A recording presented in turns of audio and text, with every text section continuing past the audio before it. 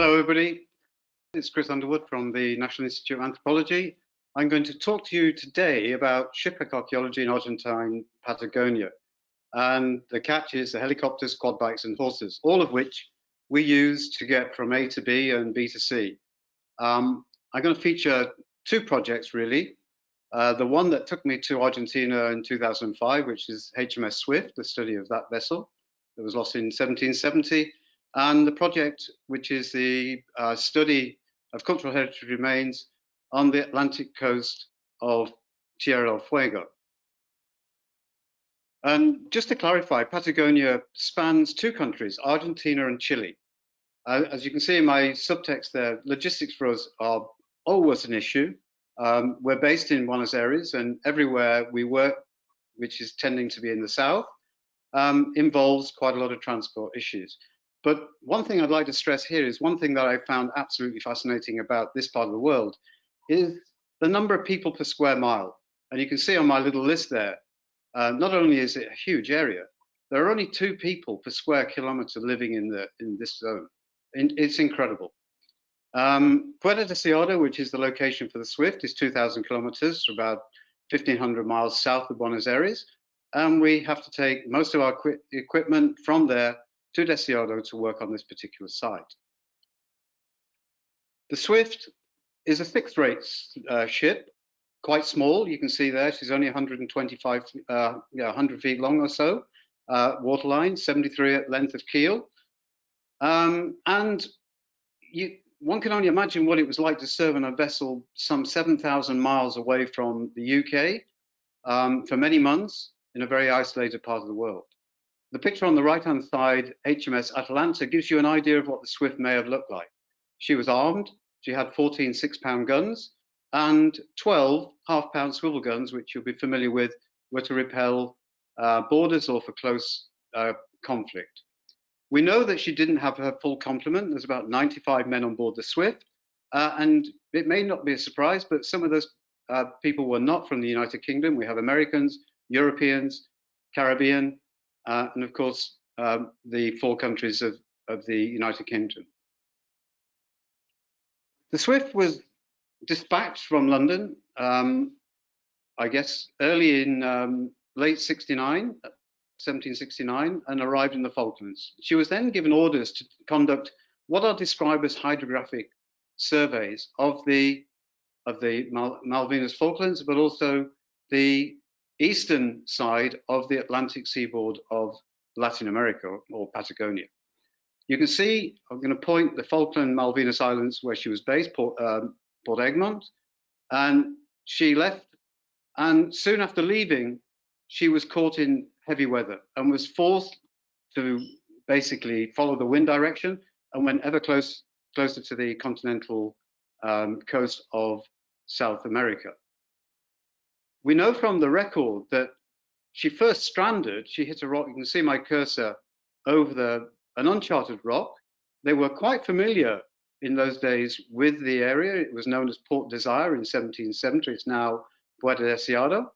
She first stranded. The record says she was stranded for a little while. They managed to get the ship off and sought shelter inside Rio Deseado, where she struck, unfortunately, very unlucky day for the crew and the ship. She struck another rock and was stranded. And this time she was stranded on an ebb tide. In other words, the tide was going out. And she began to slip slowly backwards and eventually slipped off the rock on which she was stranded and became a total loss. All but 3 of the crew managed to survive the shipwrecking. They spent some time offloading. They probably realized they were in a precarious situation and decided to seek shelter, seek food, and take what supplies they could. And basically, after a few days, with very little luck, because you'll see here the difference between high and low water, which illustrates the difficulty in navigation through the Ria, but also incredibly remote place to be shipwrecked. Puerto Deseado is up on the left-hand side here. It's tucked away in the corner, but look how barren it is. Very little food. There's sea life, there are fish, there are sea lions and penguins, presumably in those days. But they're extreme, from personal knowledge, they're extremely agile and shy, and tend to avoid capture quite easily. And you can see this quotation from a letter that's only recently become known. And it says, in short, it is the most barren, desolate country, I suppose, in the whole world. We were exceedingly happy when we were relieved from it, and still more so when the Spaniards came to drive us away from the Falkland Islands. And basically, the loss of the Swift led to the Spanish coming from Buenos Aires with its fleet and to recover the islands. But you can see that the local Royal Navy crew and presumably the officers as well were quite happy to leave and go back to warmer places. The inspiration for the search for the Swift starts in 1975, and it's basically the descendant of Sir Erasmus Gower, who was then the captain of first lieutenant of the Swift. Patrick was an army officer in the Australian army, and he possessed Sir Erasmus's personal memoirs, which include the sinking of the ship. So, taking time off from his military service, he visited Deseado. Now Deseado was Port Desire. To his surprise, nobody knew anything about the shipwreck. Nobody. And so that sowed a seed for some young people who were already divers, but it took some time to get themselves together to begin the search. And they eventually found the Swift there lying in situ below the rock on which it was stranded. Deseado is now a busy fishing point. And in fact, I'm going to use the cursor. This is our pontoon that we use for diving. And in fact, the site is just inshore of that. And it's quite well protected, but you know that the port is growing and there is some threat to the site. But the local people are quite proud of this, of the history of the site. Our diving is quite basic. And I think a point to be made here is that working so far from anywhere, the nearest recompression chamber is 500 kilometers away. There is a hospital, but it doesn't have any therapeutic facility. It does have oxygen. And so we tend to keep the diving quite basic. The usual team size is 6 divers. You can see it's quite rudimentary in terms of its construction, but very adequate for our purpose. The site more or less lying below the pontoon. Normally there are about 6 of us in the team. Sometimes there are others, including film cameramen, such as Uriel Zokolovic. And we have to keep equipment tidy and is only prepared shortly before diving. This is the site plan that's evolved over years. You can see the bow of the ship is in 10 meters, water depth in the bow, and about 18 meters, so it's on quite an inclination.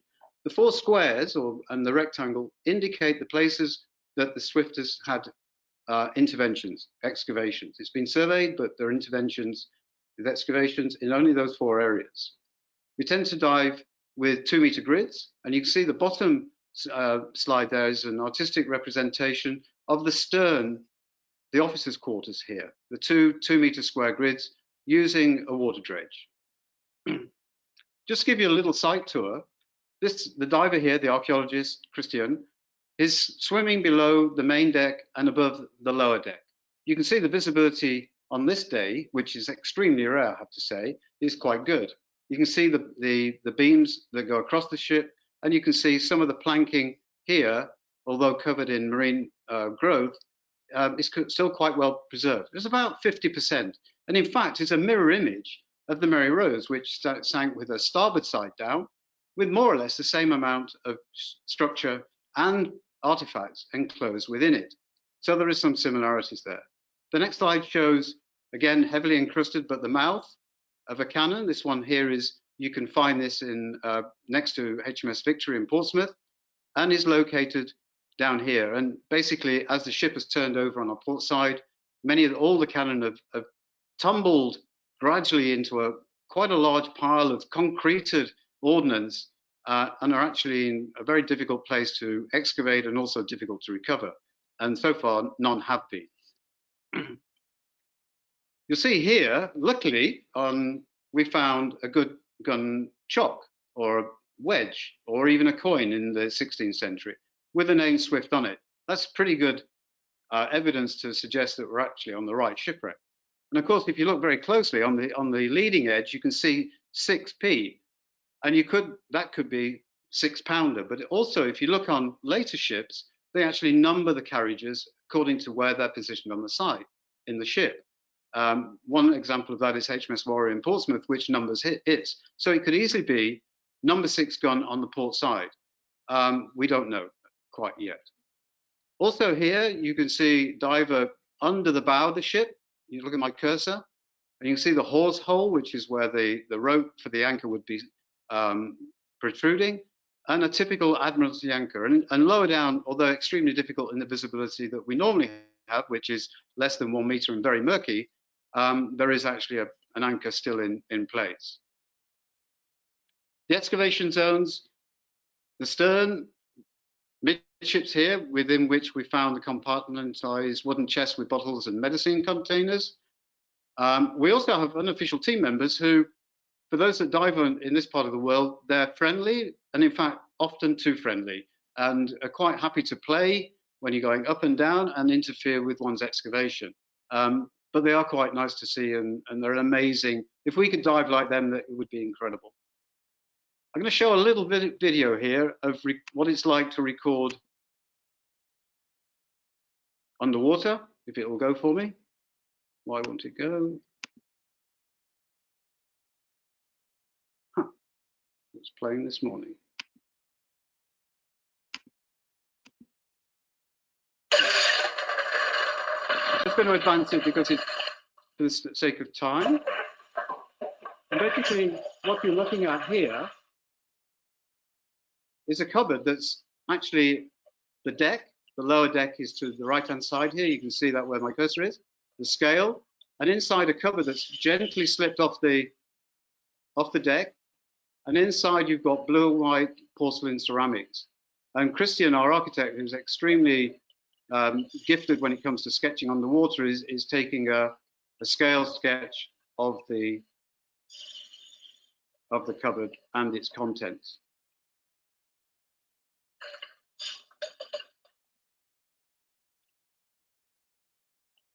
You see, immaculate condition, no fractures, no breaks, still in their original position, dating back to 1770. In fact, we know it's the 13th of October, 1770. When they're now fully washed and cleaned, you now see the blue and white porcelain underglazed blue. And just to remind you that this is in the officers' quarters at the stern of the vessel. I'm just going to show you a few examples of other things found on the vessel. The Staffordshire Salt Bay stoneware platters. And the interesting thing about the Swift is, besides those pictures you're seeing here, there's an extraordinary amount of ceramic plates in different sizes, different types, different modifications. And one wonders whether this is some sort of personal cargo or whether it was just to make their life on board ship more comfortable. We do know that the officers particularly had private cargoes which they would take on demand and sell to outposts. And this is possibly where this was destined to reach. But unfortunately, we don't have the historical evidence to say for certain. Also, more stoneware, which was found below the upper deck here, the main deck, in the galley. And this actually is a Brodie patent design, but it's not the same design as we found on the Swift. And in fact, Brodie produced many galleys for the Royal Navy at the time. But again, you can see the wonderful preservation. Typically, ceramics on a shipwreck are in small pieces. And just to finish, to give you an idea, the Brzozowski Museum, named after one of the finders of the Swift, very small. It's a very small town with a few thousand inhabitants. It has a, let's say, slowly blossoming tourist industry. Within it, you've got really what is an extremely great collection, very well preserved, representative collection from the Royal Navy of the third quarter of the 18th century. In the center section, you can see the case gin, the square bottles, case gin bottles, wine and brandy bottles. Obviously, the crew on board knew how to enjoy themselves, or at least make life more comfortable. And in the lower slide, you can see other forms of the ceramics, different teapot. This is a pseudo-Chinese red Staffordshire ware, glass stemware, all survived extremely well in the shipwreck of the Swift. That's just a very, very quick look at the Swift. It's a fantastic collection, fantastic project. And there remain so many answers to be yet found. A lot more of the ship could be excavated, but until such time as the ship is under, let's say, more pressure from development, it probably will remain where it is. The second project is further south in Tierra del Fuego, which is land of fire for those that are perhaps not so familiar with the Spanish term. And when one approaches the airport, and you can see the landing strip in front of us here, the strip is the main international landing place. Quite a difficult landing under windy and severe conditions. But you're reminded when you fly in just how remote the place is. On the left-hand side, I put a square around exactly where we are. And in fact, you'll see the white peninsula of the Antarctic Peninsula, not so far away. The Falklands are over in this particular area. And what was a surprise to me as an English person is that the latitude here is 55 degrees south. Well, like Portsmouth, I think, is 55 degrees north, but the weather conditions couldn't be much more different. You can see here the snow-capped mountains in the background. Ushuaia lays where my cursor is, and behind me is Chile. And in fact, Tierra del Fuego, most of it is actually territory of Chile. The project had two primary aims. I would say the first one is ongoing. It's still not for sure what's going to happen, but it's to create a marine and terrestrial protected area. The project PACA, which is really the archaeological project of the Atlantic coast, was to search and record and get an understanding for the cultural heritage that lay relatively undisturbed, although it has been, as you'll see later in the talk, there are activities in terms of souvenir collecting and illicit looting, but it's a relatively unvisited place. It was occupied by sheep and cattle farmers. Again, the English influence is very clear in this part of the world. And the red line gives you an idea of the 220 kilometers, about 140 miles, which each meter of that has been field walked effectively by our team. You'll notice down here I put nautical and terrestrial. Our responsibility was for the nautical component, and basically we had a small team working with us who were responsible for the terrestrial. But each meter of that 220 kilometers has actually been walked. The coastal strip is the only realistic travel option. We use quad bikes and horses normally. I'll mention the helicopters very shortly. But you can see inland, it's an extremely difficult terrain to pass. In the background are the mountains close to Ushuaia. There's no real easy route direct, so we have to go about 300 kilometers by road. The last 100 kilometers, 60 miles or so, is off-road or not a paved road. And then when we get to the last working farm, we either pick up the quad bikes and our passengers on the adventure quad bikers that use the peninsula for their recreation, and we set off over different terrains. We also use horses, more or less the same route, but one thing the quad bikes are not very good at are crossing deep water. We tend not quite swim across these rivers, but certainly wade in well over a meter deep, and that would certainly drown the average quad bike. And the horses are amazing creatures that can go up and down these cliff faces, usually without us. But I have to say, the local people who basically were born on the horses, they ride up and down these. They don't get off. They just ride up and down these cliffs. Incredible. Just to give you some idea of the transit times, 1.5 days by 1 to 1.5 days by quad bike, usually 2 days, bit more, sometimes 2.5 days by horse, or 40 minutes by helicopter.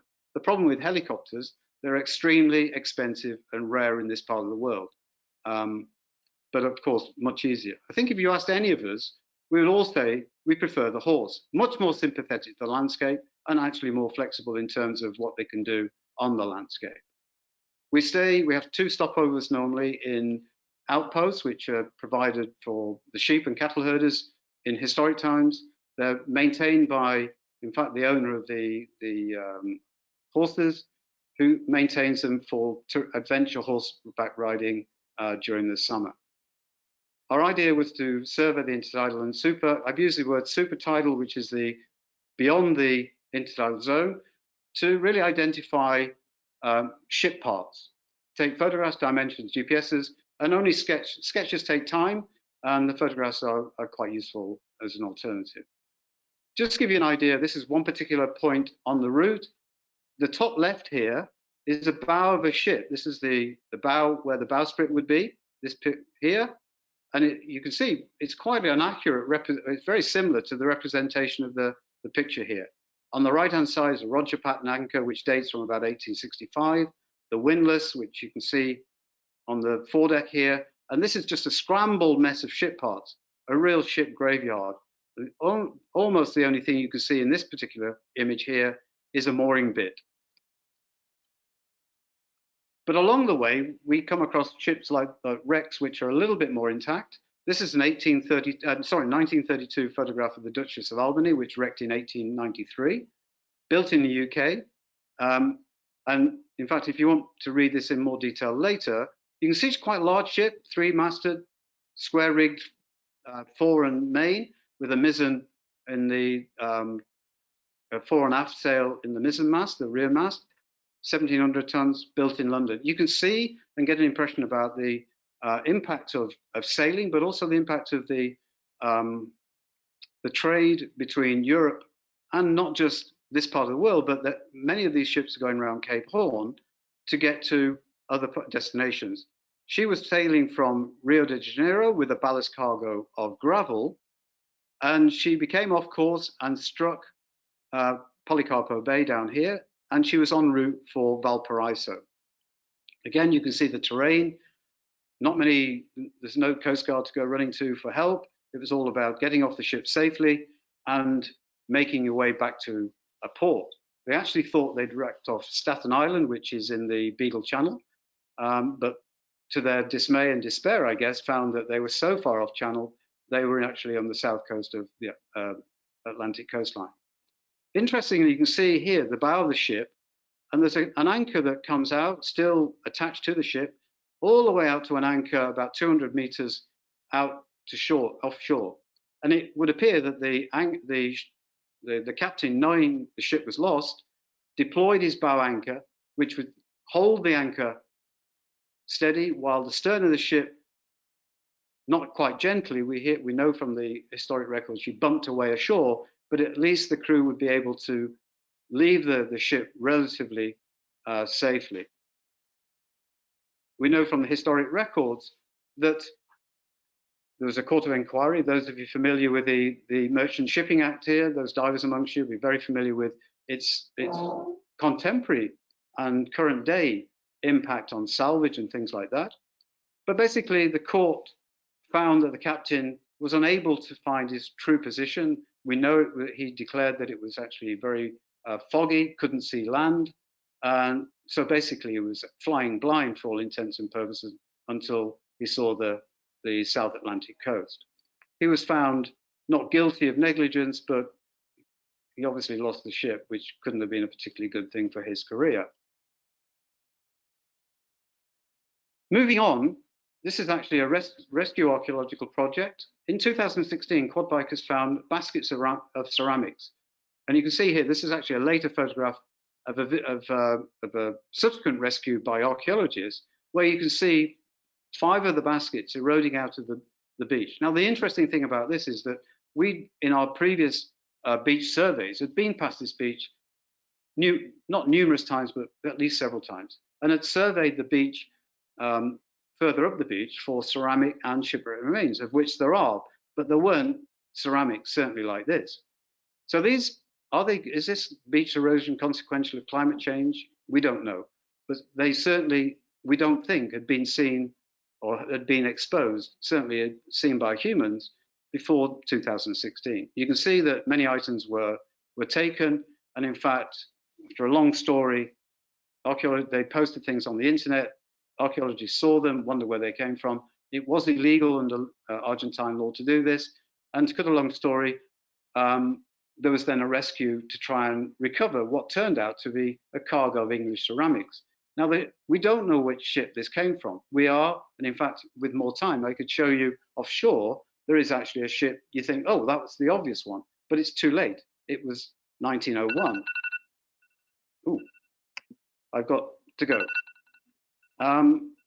We used helicopters, but the problem with helicopters is that they are expensive.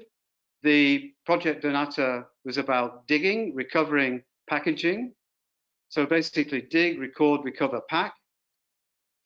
We could only do 3 or 4 of the 12 baskets.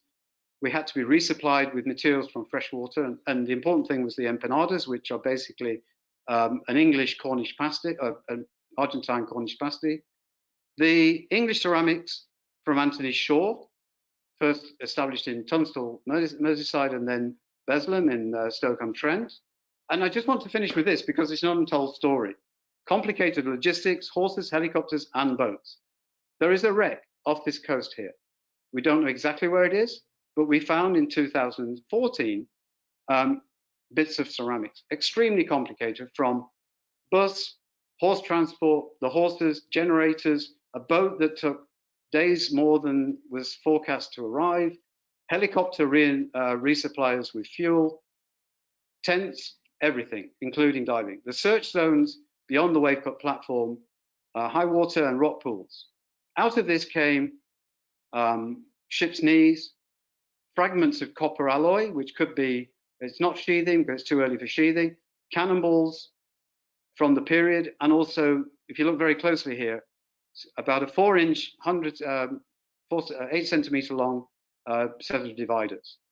We know that a gun was recovered in the 1980s, 6-pound gun. We think it's from the Purísima Concepción.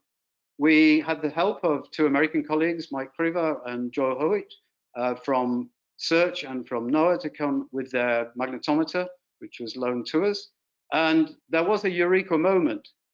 Unfortunately, we were unable to dive. The weather was so bad. The only compensation on the day we were supposed to be diving to ground truth this particular anomaly, which Mike describes as absolutely indicative of lots of metal, iron, which we hope would be the more cannon, maybe anchors.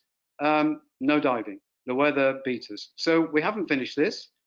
On our way back, we crossed the Rio Irigoyen, which is the last river crossing that we get back to our point of pickup with the minivans and the transport for the horses.